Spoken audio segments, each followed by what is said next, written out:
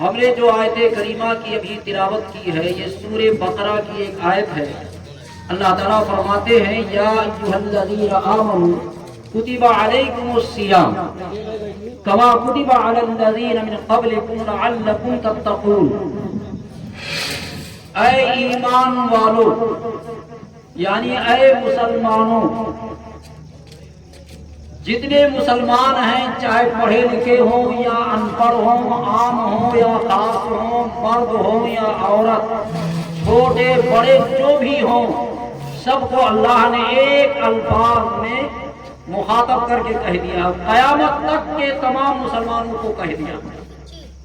جن کا وجود ابھی نہیں ہے، جو ابھی آئے نہیں، آئیں گے، ہم ان کو خواب میں اور تصور میں بھی ان کا جو ہے خیال تک نہیں کر سکتے، سب کو اللہ نے ایک ہی الفاظ میں کہہ دیا یا ایھا الذین آمنوا کتب علیکم الصیام، کہ اے ایمان والو تمہارے اوپر روزہ فرض کیا گیا، روزہ فرض کیا گیا ہے۔ اور یہ کوئی نئی اور اچنبھے کی بات نہیں ہے، کوئی تعجب کی بات نہیں ہے کہ تمہارے ہی اوپر روزہ یہ فرض کیا گیا ہے، بلکہ تم سے پہلے جتنی قومیں اور جتنی امتیں آئیں سب پر روزہ فرض تھا۔ اس آیت سے صاف معلوم ہوتا ہے کہ ہر نبی اور ہر نبی کے زمانے میں روزہ فرض رہا۔ ہاں، شکلیں صورتیں الگ الگ رہیں۔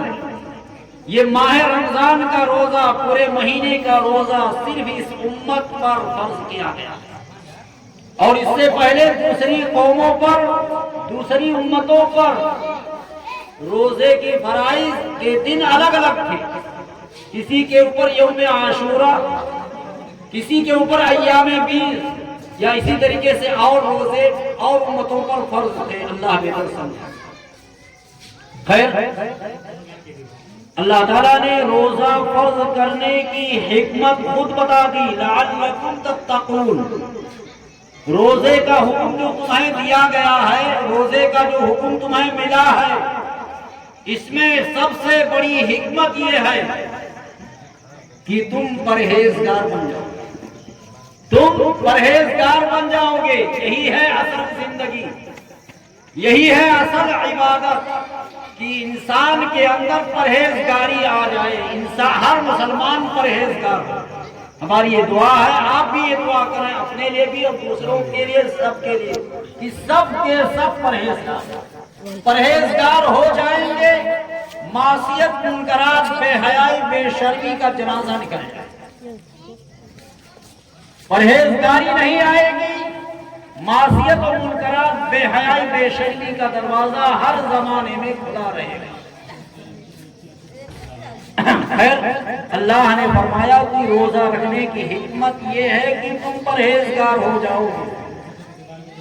روزہ رکھنے سے جہنم سے بچ جاؤ گے، شیطان سے بچے رہو گے، شیطان کی حفاظت، شیطان کا تمہارے اوپر حملہ اور وار نہیں ہو پائے۔ ہم نے ابھی آپ کے سامنے قرآن حدیث پاک جو پڑھی ہے، اسی کے تحت ہمیں کچھ بولنا ہے اور کہنا ہے۔ نبی کریم صلی اللہ علیہ وسلم نے شعبان کی آخری تاریخ میں، یعنی 29 تاریخ کو، آپ نے صحابہ کے درمیان ایک وعظ فرمایا، ایک تقریر کی۔ ایک دن پہلے ان کے سامنے اپنی بات رکھی۔ کیا بات ہے؟ کس چیز کے بارے میں؟ روزہ رکھنے کے بارے میں، تراویح پڑھنے کے بارے میں، رمضان کی اہمیت کو، رمضان کی فضیلت کو بتانے اور سمجھانے کے لیے ایک دن پہلے آپ نے ان کے سامنے تقریر فرمائی، وعظ فرمایا۔ یہ ایک دن پہلے کیوں فرمایا؟ ایک دن پہلے آپ نے انہیں نصیحت کیوں کی؟ تاکہ رمضان کی فضیلت، رمضان کی اہمیت اور روزے کی فضیلت اور اس کی اہمیت اور اس کا ادب و احترام کیا ہے، وہ پورے طور پر صحابہ کے سامنے کھل کر آ جائے اور صحابہ کرام پورے دل جمعی اور اطمینان کے ساتھ پورے طور پر ہمہ متوجہ ہو کر رمضان اور روزے کی تیاری میں لگ جائیں، اور کوئی لمحہ، کوئی پل، کوئی سیکنڈ، کوئی منٹ، کوئی آن، ایک ذرہ برابر کہیے غفلت اور لاپرواہی میں رمضان المبارک نہ گزرے۔ یہ وہ لوگ ہیں کہ اگر آپ اشارہ فرما دے تو میدان جہاد میں کودنے کے لیے تیار۔ یہ وہ لوگ ہیں کہ جنہیں جو آپ حکم دے دیں، اللہ کا جو فرمان سنا دے، پورے طور پر 100% عمل کرنے کے لیے تیار اور ریڈی رہیں گے۔ یہ وہ لوگ ہیں، یہ وہ لوگ ہیں جو اللہ اور اس کے رسول کے سچے عاشق، سچے فرما بردار اور پورے طور پر جان مال کی قربانی پیش کرنے والے۔ ان کا ایک ایک عمل، ان کی ایک ایک زندگی، ان کی زندگی کا ایک ایک قول، فعل، عمل، معاملہ، لین دین، تعلق، معاشرت، ساری کی ساری، پوری کی پوری اللہ کے مرضی کے مطابق۔ اللہ نے ان سے راضی ہونے کا فیصلہ خود قرآن میں ایک جگہ نہیں کئی جگہ فرمایا۔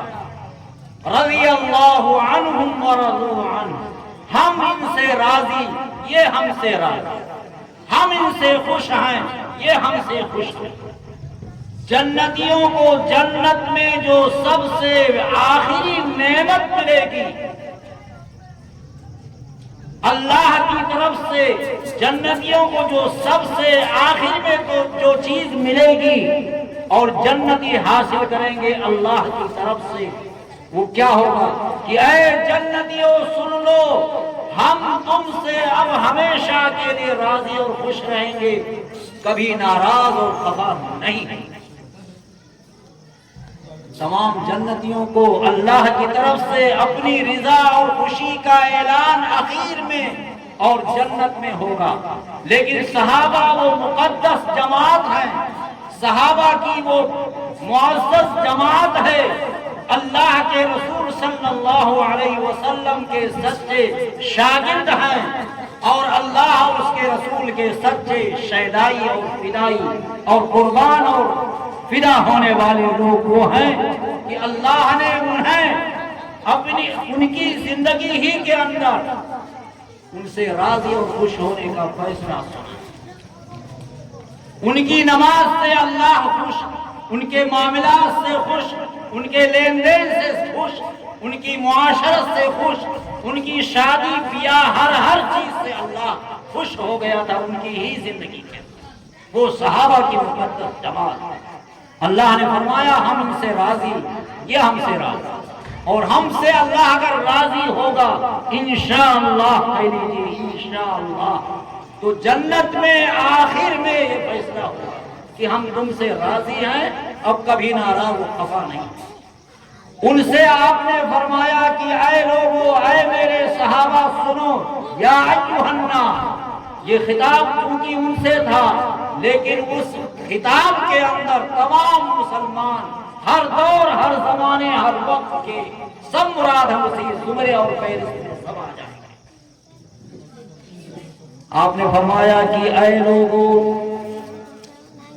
کون سی تاریخ ہے؟ شعبان کی آخری تاریخ، چاہے 29ویں تاریخ رہی ہو، چاہے شعبان کی 30ویں تاریخ رہی ہو، بہر صورت آخری تاریخ میں آپ نے ان سے خطاب فرمایا، یا ایھا الناس قد اظلکم شہر عظیم، شہر مبارک، اے لوگو ایک بہت بڑا مہینہ آ رہا ہے، ایک بابرکت مہینہ آ رہا ہے، یہ تمہارے اوپر سایہ ڈالنا ہے، بہت بڑا مہینہ، مبارک مہینہ، بابرکت مہینہ تمہارے اوپر سایہ ڈال رہا ہے۔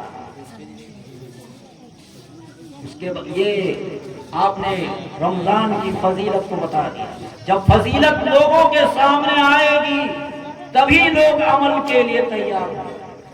عمل کا ذوق، عمل کا شوق، عمل کا جذبہ اور داعیہ آدمی کے اندر، ہمارے آپ کے اندر فضیلت سے آئے گی۔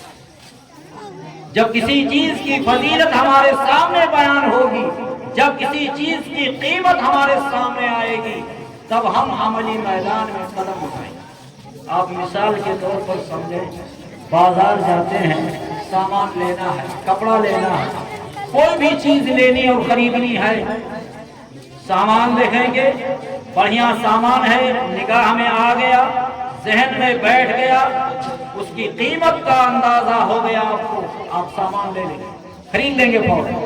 لیکن جب تک سامان سمجھ میں نہیں آئے گا، قیمت سمجھ میں نہیں آئے گی، آپ خاموش رہیں گے، زبان پر تالا لگ جائے گا، تالا لگا رہے گا۔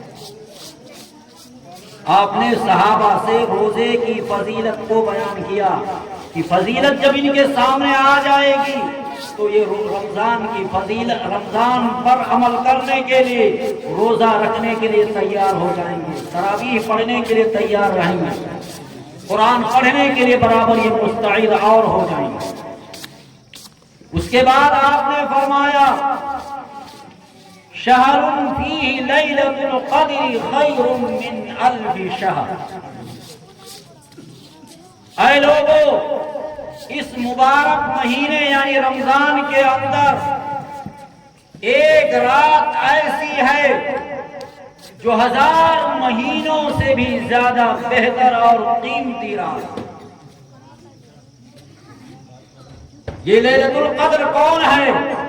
یہ لیلۃ القدر وہ ہے کہ جس رات میں قرآن کا نزول، یہ پورا قرآن شریف جو 30 پارے کی شکل میں ہے،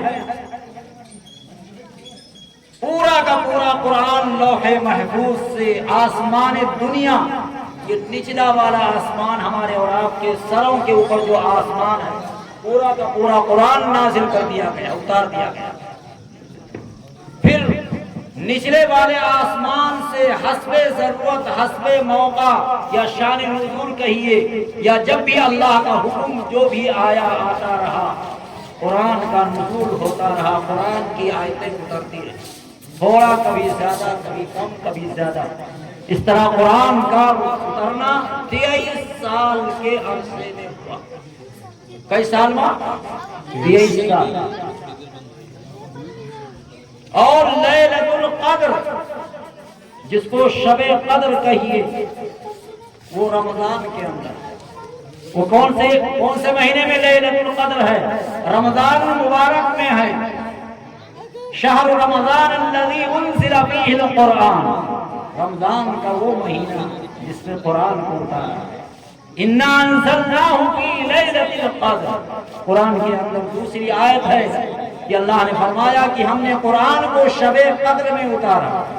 تو ان دو آیتوں سے ملانے سے یہ بات معلوم ہوئی کہ قرآن کا نزول شب قدر میں ہوا، اور شب قدر کب ہوتا ہے؟ رمضان المبارک کے اندر۔ جس رات میں قرآن کا اترنا ہوا اس سال شب قدر 24ویں رات میں ہوا۔ شب قدر 24ویں رات تھی۔ اور اسی طرح شب قدر سال رمضان کے مہینوں میں گھومتا رہتا ہے، شب قدر کی راتیں گھومتی رہتی ہیں، کبھی اس سال کچھ رات میں، دوسرے سال دوسری رات میں۔ شب قدر کیا ہے؟ اس کی فضیلت کو آپ نے امت کے سامنے یہ بتائی کہ وہ 1000 راتوں سے بہتر رات۔ اس رات کو جاننے اور سمجھنے کے لیے، معلوم کرنے کے لیے خود نبی کریم صلی اللہ علیہ وسلم نے ایک مہینہ، پورا مہینہ رمضان کا اعتکاف فرمایا۔ پہلے عشرے کا اعتکاف فرمایا، پہلے شروع رمضان سے لے کر 10 رمضان تک۔ اس کے بعد دوسرا عشرہ آیا، دوسرے عشرے میں اعتکاف فرما رہے تھے کہ کسی فرشتے نے آپ کو یہ آواز دی کہ جس کی آپ تلاش میں ہیں، شب قدر کی تلاش میں جو آپ ہیں، وہ رمضان کے آخری عشرے میں آپ نے صحابہ سے مخاطب ہو کر فرمایا کہ جنہوں نے میرے ساتھ اب تک اعتکاف کیا ہے وہ آخری عشرہ کا بھی اعتکاف کریں گے۔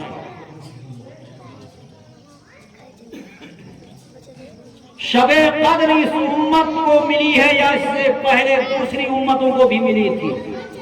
شب قدر کی نعمت اللہ نے اس امت کو صرف عطا فرمائی ہے، اس سے پہلے کسی امت کو نہیں نصیب ہوئی۔ کیوں؟ اس لیے کہ اس سے پہلی قوموں اور امتوں کی عمریں زیادہ تھیں، ان کی عبادات زیادہ، ان کے ذکر و شکر سب زیادہ، ان کی نیکیاں زیادہ۔ آپ کو احساس ہوا کہ دوسری امتوں کی عمریں زیادہ تھیں، دوسری امتوں کی عمریں زیادہ تھیں۔ ہماری امت اگر نیکیوں اور اچھائیوں کے ذریعے سے دوسری امتوں کا مقابلہ کرنا چاہے تو میری امت پیچھے رہ جائے گی۔ اللہ نے آپ کی اس احساس اور قلب کو دور کرنے کے لیے شب قدر کی دولت اور نعمت اس امت کو عطا فرمائی۔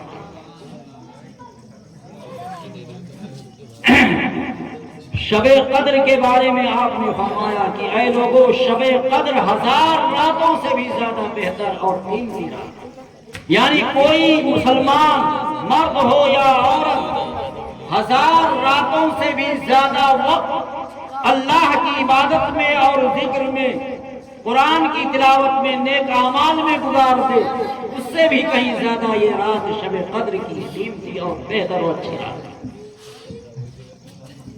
وقت چونکہ شروع ہی میں ہم کو جو ہے اطلاع مل گئی ہے کہ بات سمیٹ لیا، ختم کیجیے، خیر میں اپنی بات کو سمیٹ تھوڑا بڑھاؤں گا، زیادہ نہیں۔ نبی کریم صلی اللہ علیہ وسلم نے فرمایا کہ رمضان کے روزے کو اللہ نے فرض فرمایا، جیسے نماز فرض، روزہ بھی فرض۔ اس کے بعد آپ نے فرمایا تراویح کی نماز، سن لو دھیان سے، سنت ہے، آپ نے فرمایا وقیام لیلہ تطوعا، تراویح کی نماز عشاء کے ساتھ جو پڑھنی ہے یہ سنت ہے۔ سنت کی اہمیت کو ہم نہیں جانتے، سنت کی قیمت کو نہیں جانتے۔ نقش قدم ہے نبی کے، جنت کے راستے اللہ سے ملاتے ہیں سنت کے راستے۔ اللہ سے قریب اسی وقت ہوں گے، اللہ کے محبوب و پیارے اسی وقت بن سکتے ہیں جب اللہ کے رسول کی سنتوں پر عمل کرنے کے لیے ہم قدم رکھیں۔ اللہ نے قرآن کے تیسرے پارے میں فرما دیا کہ اے لوگوں، تم اگر اللہ سے محبت کے دعوے دار ہو تو پہلے حضور کی اتباع کریں، تب اس کے بعد تم اللہ کے محبوب و پیارے بن سکتے۔ آپ نے فرمایا کہ اے لوگوں، رمضان المبارک کے اندر اگر کوئی نفل پڑھتا ہے، 2 رکعت نفل پڑھ رہا ہے، تو دوسرے مہینے کے فرض کے برابر اس کو ثواب ملے گا۔ اور اگر کوئی رمضان المبارک کے اندر 4 رکعت 2 رکعت فرض پڑھ رہا ہے تو دوسرے مہینے کے 70 فرض کے برابر اس کو ثواب۔ اتنا قیمتی اور اتنا بابرکت رمضان مبارک کا مہینہ۔ آپ نے فرمایا، سنو ایک دھیان سے ایک بات، آپ نے فرمایا وہ ہوا شہر الصبر، یہ مہینہ صبر کا۔ صبر کیا ہے؟ کسی نے کوئی بات کہہ دی، غصے کی بات کہی جس سے آپ کو غصہ آ گیا، آپ کو تکلیف ہوئی، انتقام لینے کے لیے آئے، بدلہ لے سکتے ہیں، انتقام لے رہے ہیں، اور اگر بدلہ لینے کے لائق نہیں ہے، قابل نہیں ہے تو برا بھلا کہیں گے، گالی گلوچ پر آ جائیں گے۔ آپ نے فرمایا کہ غصہ آئے، صبر کرو، ہاتھ کو روک لو، زبان سے خیر و بھلائی ہی کی بات کرنا، الٹا سیدھا ادھر ادھر کوئی بات نہ کرنا۔ اور اللہ کے رسول نے بھی فرمایا المسلم من سلم المسلمون من لسانہ و یدہ، اصل مسلمان تو وہی ہے جس کی زبان اور ہاتھ سے دوسرے مسلمان محفوظ رہیں، کسی کو تکلیف نہ ہو، زبان سے نہ تکلیف ہو، نہ ہاتھ سے کسی کو تکلیف ہو، وہ ہے اصل مسلم۔ مسلمان کہنے کی صحیح معنوں میں ہم لائق و مستحق نہیں ہیں۔ اگر ہم صحیح معنوں میں صحیح مسلمان بن جائیں اور اسلامی قوانین پر ہم آ جائیں، میں کہتا ہوں غیر قومیں آج انشاءاللہ قدم بوسی کرنے کے لیے تیار ہیں۔ لیکن نہ ہم صحیح معنوں میں مسلمان کہنے کے قابل، نہ قرآن پر صحیح معنوں میں ہمارا عمل ہے۔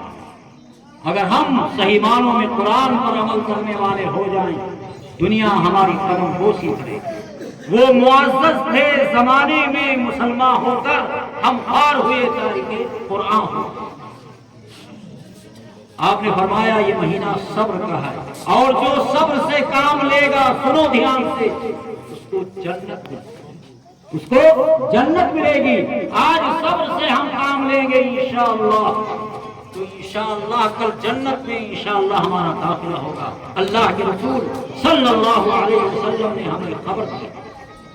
اس کے بعد آپ نے فرمایا یہ مہینہ غمخواری کا ہے، ترس کھانے کا ہے، رحم اور مہربانی کرنے کا۔ ایک دوسرے کے ساتھ ہم رحم کھائیں، ایک دوسرے کے ساتھ ترس کھائیں، ایک دوسرے سے ہمارا تعلق، ہمارا برتاؤ اور ویوہار، ہمارا معاملہ، ہمارا رہن سہن اچھے سے اچھا اور بہتر سے بہتر ہو، ہم سے ہمارا کوئی ناخوش اور ناراض نہ ہو۔ یہ ہے اصل اسلامی زندگی۔ اس کے بعد آپ نے فرمایا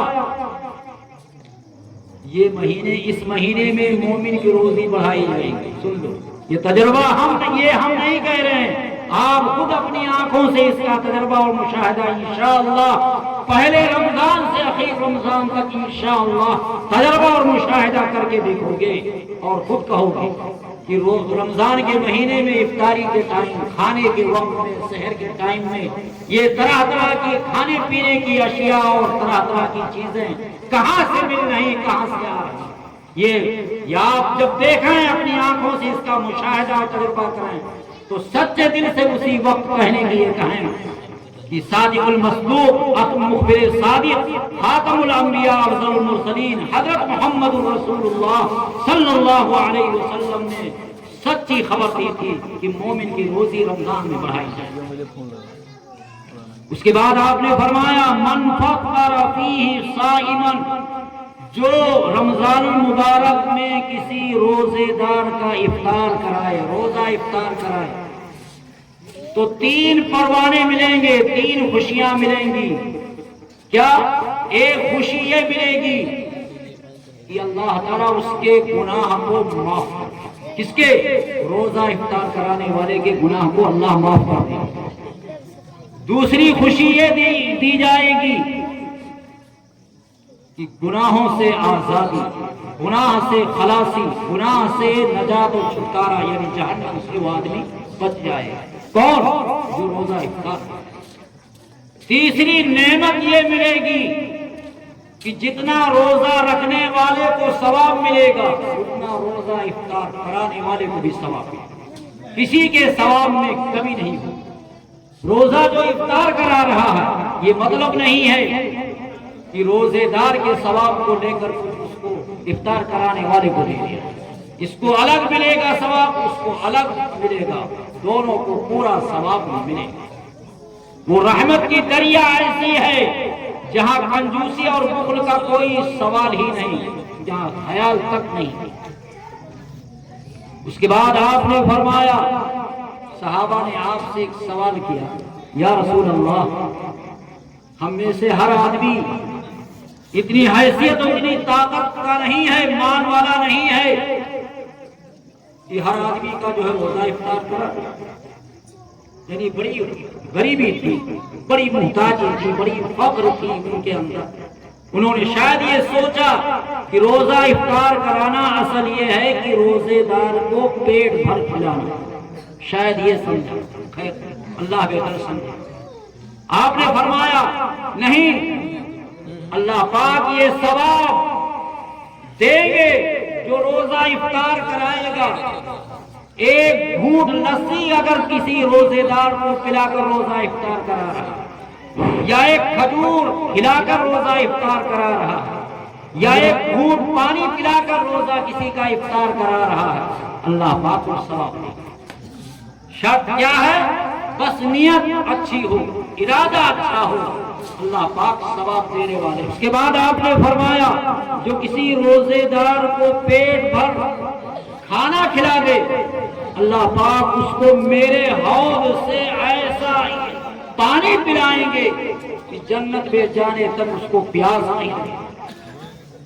دعا کرو اللہ پاک ہم سب کو حضور کے دست مبارک سے حوض کوثر نصیب فرمائے۔ اس کے بعد آپ نے فرمایا رمضان کا شروع حصہ یعنی 1 سے لے کر 10 تک سراپا رحمت، سراپا مہربانی کا، ہم ایک دوسرے پر مہربانی اور نرمی کرنے والے۔ دوسرا حصہ 11 سے لے کر 20 تک گناہوں کی معافی، گناہوں کی بخشش کا حصہ، ہم ایک دوسرے کی غلطیوں کو معاف کرنے والے۔ تیسرا حصہ جہنم سے آزادی اور خلاصی اور چھٹکارا۔ اس کے بعد آپ نے فرمایا کہ جو اس رمضان المبارک میں اپنے غلام، اپنے نوکر، اپنے مزدور کے بوجھ کو ہلکا کر دے، اللہ پاک اس کو 2 پروانے دیں گے، ایک گناہ معاف ہو جائے گا، دوسرے جہنم سے آزادی اور خلاصی اور چھٹکارا۔ اب کہنا چاہتے تھے جو کہ بھائی یہ بھی ضرورت کی چیز ہے کہ بیچارے سفر کریں گے، رات کو سونا بھی ہے اور کل سفر بھی کرنا ہے۔ ہمیں اتنا معلوم نہیں تھا کہ یہ لمبا ایک ذخیرہ ہے، اتنا طول ہے، بات میں طول ہے، یہ سب باتیں نہیں تھی میرے ذہن میں۔ ہمارے ذہن میں صرف یہ بات تھی کہ ہماری طبیعت کچھ خراب ہے، تو میں نے سوچا شروع ہی میں نپٹ لیں، یہ مقصد رہا۔ خیر میں نے یہ چند باتیں آپ کے درمیان کہیں، اللہ ہمیں بھی اور آپ کو بھی کہنے اور سننے سے زیادہ عمل کی توفیق عطا فرمائے۔ اور رمضان مبارک کا مہینہ آ رہا ہے، ہم قرآن کی تلاوت، تراویح اور روزے کو صحیح طور پر رکھنے کی کوشش کریں۔ اللہ ہمیں بھی اور آپ کو بھی ان چند باتوں کے ساتھ عمل کرنے کی بھی توفیق عطا فرمائے۔